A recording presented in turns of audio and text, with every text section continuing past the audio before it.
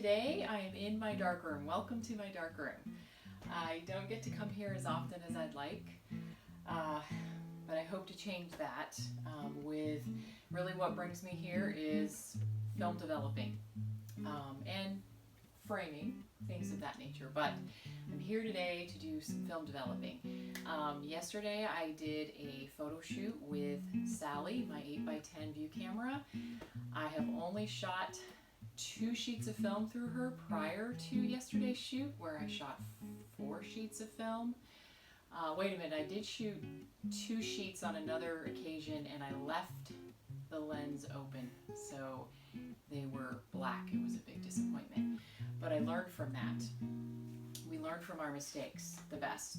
So anyway, today I'm here and I've got 4 sheets of 8x10 film to develop.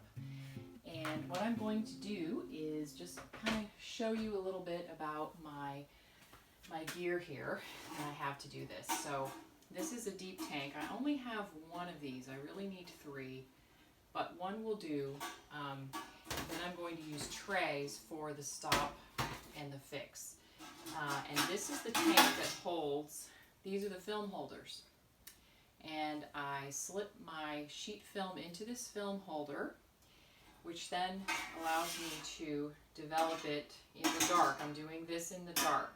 I'm going to tap, tap, back in, tap, back in. And I do that once every minute. And I'm going to be doing my film today at 9.5 minutes.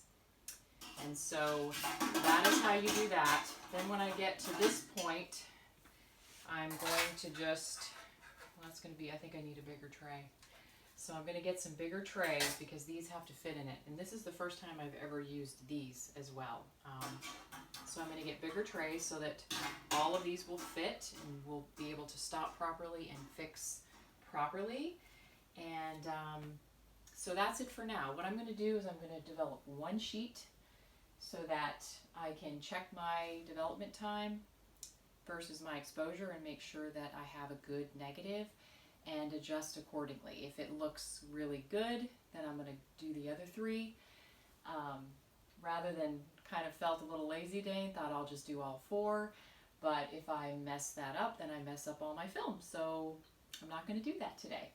So I'm going to get busy and I will be back as I get rolling. I won't be able to show you while I'm developing because it will be pitch black in here, but I will come back and show you the chemicals that I use and the measuring and the temperature and all of that. So be right back. Okay, so I have bigger trays. I now have these because I need to fit 4 film holders in there. So I've got 1 tray that's just filled with water. I've always just used water. I've never really used stop bath when it comes to film. I don't know why, but just always seemed to work for me. And then my fixer is going to go in here. So this is my fixer, and I'm just going to fill it up because it's going to be dark. So I want to make sure that it's covering all of my film holders so that it gets fixed properly. So I'm gonna really fill this. There we go. Okay. Now this is where my developer is going to go. And this is D76, and I develop with it straight. I develop at 68 degrees, and I reuse my developer. This is a little trick that my dad taught me. My dad was a photojournalist, and he worked at a newspaper, several newspapers, and they learned to reuse developer. And what they found is that you have to increase your times, your development time, but that it just creates the most beautiful, luminous negatives because of all the silver that stays in the developer. So I've just always done it and been very happy with it, and just have to increase the development time with so many sheets or rolls that you put through it. So I've already increased my development time by about 30% based on what I have developed with this so far. So anyway, I'm going to just give it a little jostle here to get that silver going around. And I'm going to fill my tank.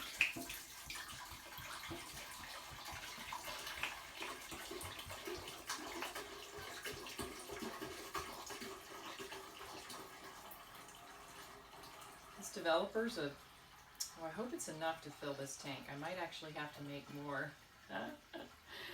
See, because I haven't used this before, so I don't know. I think I might have just enough. Yeah, I think it's a gallon tank. So, oh yeah, I'm just right. Wow. Okay, I'm glad I don't have to make more. Okay, so that's full. And now what I'm going to do is I'm going to check my temperature because I want 68 degrees. It's pretty important that the temperature is right. And it's at 70 just on its own. So what I do, not saying this is the right way, but what I do is I just stick a couple of ice cubes in there to get the temperature to 68. And yes, I know it melts and it waters it down just a little bit, but I'm increasing my development time, so it's going to be just fine. So I'm exactly at 70. I just need to add some ice. And so I'm going to get that all prepared and then get my first sheet developed, and then I will be back with you, and we'll see how it looks and see what I need to do from there for the other 3 sheets. Be back soon. Okay, I know it's black. I'm getting ready to turn on the light. I've been in the fixer for a few minutes, so I'm just going to trust that it is good. Ooh, how exciting. Okay, so, wow, looking at my film, I'm going to flip the camera around now. If I can figure out how to do that. Well, I'm going to have to turn it off and then I'm going to flip it around. But one thing that I'm seeing here, mistake on my part in my lack of experience with my camera. Not a huge deal, but I'll fix it the next time. I didn't put my film holder all the way down, so there's about that much of the negative that didn't get exposed. So that's just user error, inexperience error with the camera. But other than that, the negative looks good. I'll be right back when I flip my camera. Okay, here is my negative. It looks pretty good to me. Now I'm going to stick my hand in the fixer, which I really don't like to do this. But I want to just hold it up so you can see. You can see my little gap there that I was talking about. But overall, it looks pretty good. I'm pretty happy with that. It actually looks about right. I knew that wall in the back was a very light purple, which would come out of gray. It looks a teeny bit flat, the negative, and that's probably because, haha, I have a confession. The developer is about a year old. Normally, I would not use that if I was doing something for a client, but for myself, this is just experimentation with this new camera, so I was willing to take that chance, although I know that once I scan this negative into my computer, I can fix all those things, so I'm not really that concerned. So I'm over here now. This is my, oh, there goes my timer. Turn that off.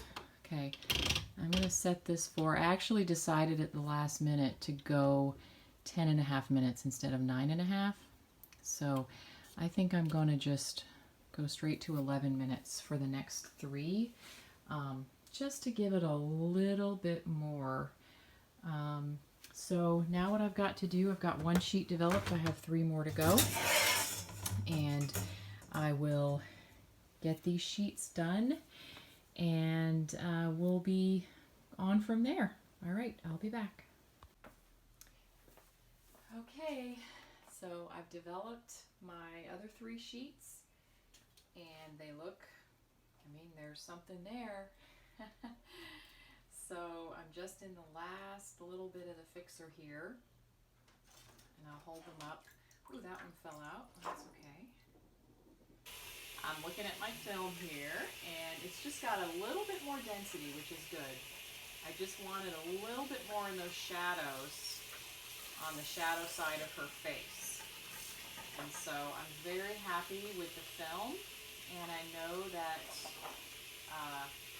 I can do a lot with this in my computer once I get it scanned in, which is a good thing. So now I'm just going to wash this now. It has to wash for about 15 minutes is about what I do. And then we will move on to the scanning, editing process. So this might be a 3-part series here. So thanks for joining me today, and I hope that you learned something. And if you have any questions, feel free to email me. You can go on my website, erikamasterson.com, and you can email me through that. So, and I wanted to just encourage you, don't be afraid to develop film. If you've always wanted to develop film, I mean, it doesn't have to be 8x10. You can start out with roll film. 4x5 is much easier. Even if you don't have a dark room like this, 4x5, I did that in my bathroom for the longest time. I'll show you. This is the tank for 4x5. I mean, I have 3 of these. They fit right on my bathroom counter, and I just had to make it dark, and I mean, that can be done at home, no problem. 8x10 is a little trickier because if I had 3 of these, I could do it at home. I really could. But I'm very blessed that I have this sink and the water like this, but if I really needed to do it, I could do it at home if I didn't have this. So anyway, just be encouraged, and I'll see you soon.